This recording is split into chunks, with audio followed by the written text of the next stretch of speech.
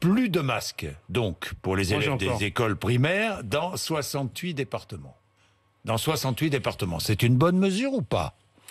Mais Est-ce qu'il fallait décider cela? C'est une mesure politique. Alors j'entends. Oui.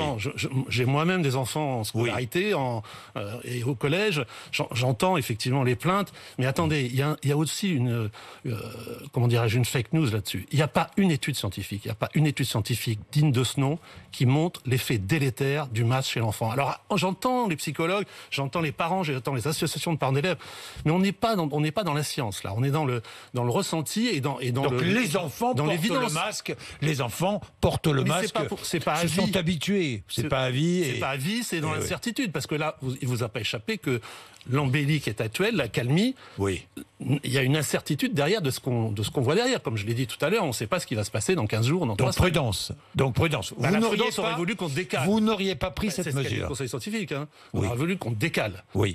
Vous n'auriez pas pris cette mesure. Je ne suis pas décideur, mais non, je pense qu'on aurait pu... Vous êtes médecin et vous êtes infectiologue. En tant que médecin, je suis surpris qu'on prenne des décisions en milieu scolaire sans savoir comment circule le virus à l'intérieur du milieu scolaire. Parce qu'on ne le sait pas. Oui. Et on ne le sait pas. On ne dépiste. J'ai regardé là... Dépistage. Alors, il y a une expérience... Juste un chiffre. J'ai regardé les données de la semaine du 13 septembre fournies par l'Éducation nationale. Ils ont dépisté 0,01% des élèves. Voilà, donc on ne sait pas comment circule le virus.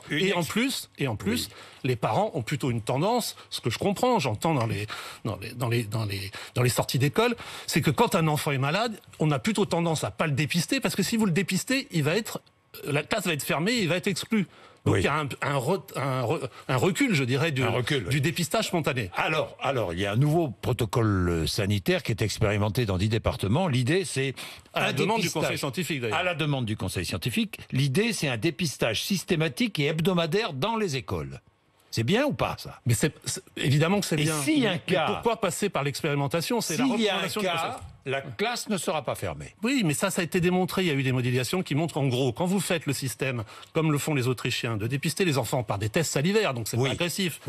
Par exemple, 2 fois par semaine. Vous fermez quasiment pas de classe. Et on a fait une modélisation. On isole immédiatement lorsqu'il y a un cas. Exactement. Et ça va être testé. Alors voilà, le Conseil scientifique le recommande.